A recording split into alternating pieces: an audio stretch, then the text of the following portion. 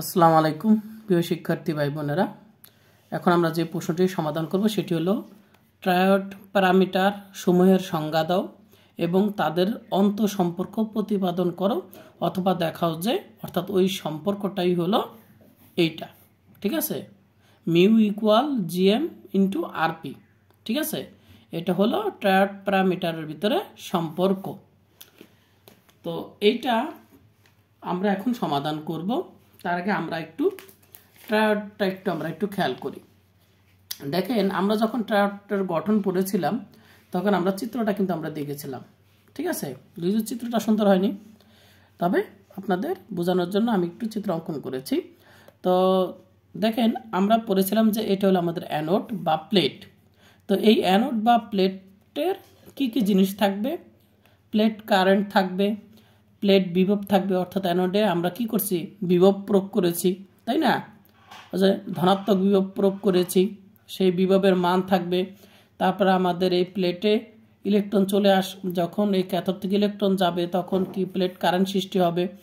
আর এই অ্যানোডের কিন্তু একটা রোধ থাকবে, সেটা হলো কি এসি প্লেট রোধ বলা হয়, যেটাকে আর দ্বারা প্রকাশ করা হয়। এখানে নিচে পি দ্বারা কি বোঝায়? Plate voltage, plate current, plate রোধ। কথা বুঝতে পারছেন? ওকে। আর এই যে আমাদের যে গ্রিড আছে, যে তার জালিকা যেটা পেঁচানো, ঠিক আছে, এটা হলো গ্রিড। এই গ্রিডটাকে আমরা জি দ্বারা প্রকাশ করা হয়, তাই এই গ্রিডেও কিন্তু আমরা ভোল্টেজ বা বিভব প্রয়োগ করে থাকি, তাই না? এই বিভবটাকে বলা হবে গ্রিড ভোল্টেজ, যেটাকে বিজি দ্বারা প্রকাশ করা হয়।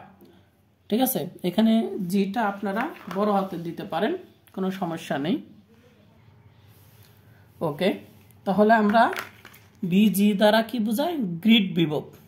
আশা করি বুঝতে পারছেন। তাহলে যে 1 2 3 4, ঠিক আছে, এই চারটা জিনিসের উপরে কি করে? এই চারটা জিনিসের উপরে আমাদের নির্ভর করে এই যে আমাদের ট্রায়োডটা রয়েছে, এই ট্রায়োডের আচরণ, এই ট্রায়োডের কিরকম আচরণ করবে সেই জিনিসগুলা এইগুলার উপরে কি করে?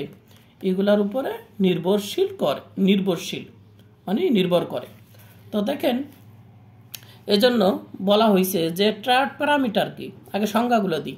তাহলে ট্রায়োডটা কাকে বলে সেটা আমরা আগের ক্লাসে পড়েছি। 3 তড়িৎদ্বার বিশিষ্ট ক্যাথোড, অ্যানোড বা প্লেট ও গ্রিড দ্বারা গঠিত ইলেকট্রনিক ডিভাইস যা শূন্য কাচ পাত্রে আবদ্ধ থাকে তাকে ভ্যাকুয়াম ট্রায়োড বা ট্রায়োড বাল্ব বলে। ওকে, খুব ভালো কথা। এখন ট্রায়োড প্যারামিটারটা আবার কি? ট্রায়োড বাল্বের আচরণ, মানে ট্রায়োডের আচরণ বা ট্রায়োড বাল্বের যেই আচরণ, ঠিক আছে, সেই আচরণগুলোর যে ফ্যাক্টর বা রাশিগুলোর উপর নির্ভর করে তাদের ট্রায়োড প্যারামিটার বলে। তাহলে ট্রায়োড প্যারামিটারটা বুঝতে পারছেন?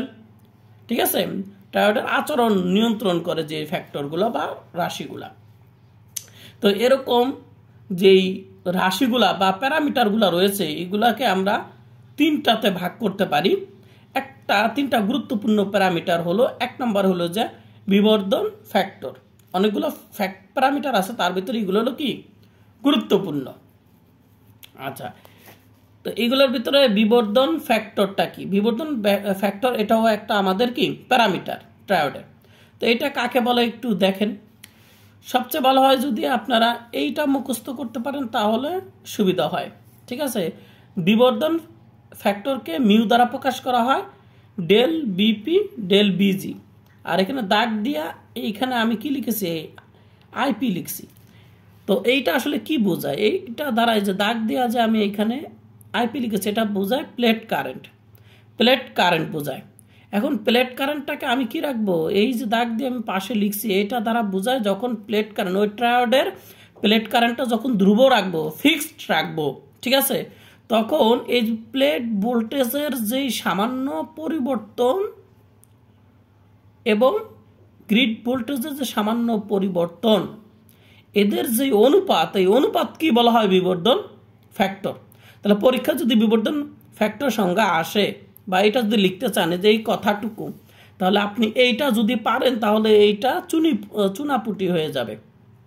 দেখেন, এখানে তাই লিখছি, ধ্রুব অ্যানোড বা প্লেট কারেন্ট এজ আইপি জন্য প্লেট ভোল্টেজের সামান্য পরিবর্তন, যে প্লেট ভোল্টেজের সামান্য পরিবর্তন আর গ্রিড ভোল্টেজের সামান্য যে পরিবর্তনের যে অনুপাত মানে ভাগফল, এটা কি বলা হয়? বিবর্ধন ফ্যাক্টর। তাহলে আপনি কি এটা মুখস্থ করবেন নাকি এটা মুখস্থ করবেন? সেটা বুঝে মুখস্থ করবেন। আচ্ছা, এবার আসেন আমরা আরেকটা জিনিস পড়াই, সেটা হলো কি এসি প্লেট রোধ বা আরপি। ঠিক আছে, যে প্লেট রোধ। আচ্ছা, এটা কাকে বলে? এটারও আপনারা সহজে মুখস্থ করতে পারবেন যদি আপনি এই অংশটুকু মুখস্থ রাখতে পারেন। ঠিক আছে, দেখেন গ্রিড ভোল্টেজ ধ্রুব রাখবে। এবার গ্রিড ভোল্টেজ ধ্রুবের জন্য, গ্রিড ভোল্টেজ ধ্রুবের জন্য বা ধ্রুব গ্রিড ভোল্টেজের জন্য, যেটাই বলেন, ধ্রুব গ্রিড ভোল্টেজের জন্য প্লেট ভোল্টেজের সামান্য ডেল মানে কি? পরিবর্তন। ডেল দ্বারা কি বোঝায়? পরিবর্তন বোঝায়। যেগুলো ডেল মানে পরিবর্তন, তাহলে প্লেট ভোল্টেজের সামান্য পরিবর্তন এবং প্লেট কারেন্টের সামান্য পরিবর্তনের যে অনুপাত, এই অনুপাতকে বলা হয় এসি প্লেট রোধ। শেষ। এটা আমরা 2 নম্বর সমীকরণ দিলাম। এবার পারস্পরিক পরিবাহিতা বা জিএম। ওকে, এইটা কাকে বলে? এইটাও আপনি শুধু এই সমীকরণটার সাহায্যে বলতে পারেন। কি বলবেন বলেন তো এবার নিজেই?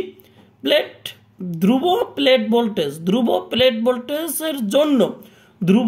ভোল্টেজের জন্য প্লেট কারেন্টের সামান্য পরিবর্তন ও গ্রিড ভোল্টেজের সামান্য পরিবর্তনের অনুপাতকে পারস্পরিক পরিবাহিতা বলে। এইটা। ওকে, এবার আমরা এদের ভিতরে সম্পর্ক, প্যারামিটার সমূহের ভিতরে সম্পর্ক এক সমীকরণ হতে পাই। এক সমীকরণে কি ছিল? বিবর্ধন ফ্যাক্টর মিউ সমান সমান এটা ছিল। মানে এক সমীকরণটা কেন আমি লিখলাম? কারণ আমাদের যেই সমীকরণটা রয়েছে, এই যে এটা প্রমাণ করার জন্য প্রথমে কি বিবর্ধন ফ্যাক্টর জন্য প্রথমে আমরা দেখেন যদি পরীক্ষা এইভাবে আসে তাহলে প্রথমে আছে মিউ, তাহলে আমাদের প্রথম সমীকরণই মিউ আছে। এই কারণে আমরা কি প্রথম সমীকরণটাই আমরা সিলেক্ট করলাম। তো প্রথম সমীকরণটা বিবর্ধন ফ্যাক্টর আমরা দেখেছি। তো এইখানে আপনাদের যে ধ্রুব, এই ধ্রুব রাশিগুলো আপনাদের লেখা দরকার নেই। সাইডে ধ্রুব লিখতাম না, কোন রাশিটা ধ্রুব সেটা লেখা দরকার নেই। তাহলে মিউ সমান সমান হলো এটা, আমরা জানি বিবর্ধন ফ্যাক্টর এত, মানে প্লেট ভোল্টেজ এবং গ্রিড ভোল্টেজের অনুপাত, সামান্য পরিবর্তনের যে অনুপাত, এটাই হলো বিবর্ধন ফ্যাক্টর। এখন এইটা আমার যা আছে তাই লিখে দিলাম। লিখে দেওয়ার পরে আমি এইখানে কি করেছি? এইখানে আমি এক্সট্রা কি লিখেছি? ডেল আইপি লিখেছি। এখন দুইটা যেহেতু সমান, তাহলে কাটাকাটি করলে কিন্তু আমি উপরের লাইন আর নিচের লাইন কিন্তু সমানই লিখেছি ধরতে গেলে। ঠিক আছে, এখন দেখেন এইটাকে আমি একটু রিঅ্যারেঞ্জ করব। কি করব? রিঅ্যারেঞ্জ করব। তো দেখেন আমি কি করছি, এইটাকে আমি এইখানে লিখেছি আর এইটাকে আমি এই সাইডে লিখেছি। কথা বুঝতে পারছেন? লেখার পরে এইটাকে আবার কি জিনিস দেখেন, ওই যে প্লেট ভোল্টেজের সামান্য পরিবর্তন আর হলো প্লেট কারেন্টের সামান্য পরিবর্তনের যে অনুপাত, এই অনুপাতকে বলা হয় এসি প্লেট রোধ বলা হয়। আর প্লেট কারেন্টের এবং হলো গ্রিড ভোল্টেজের এই দুজনের যে সামান্য পরিবর্তনের যে অনুপাত, এই অনুপাতকে বলা হয় আমাদের আবার কি বলা হয়? এটাকে বলা হয় পারস্পরিক কি বলা হয়? পরিবাহিতা বলা হয়। পারস্পরিক পরিবাহিতা বলা হয়। তাহলে এটাকে আমরা আবার জিএম লিখতে পারি। তাহলে এইটাই হলো আমাদের সেই যে তিনটা যে প্যারামিটার বা ফ্যাক্টর, এগুলোর ভিতরে সম্পর্ক। তো ক্লাসটি আপনাদের কেমন লাগলো আপনারা কিন্তু কমেন্ট করে অবশ্যই জানিয়ে দিবেন। সবাই ভালো থাকেন, সুস্থ থাকেন। আল্লাহ হাফেজ।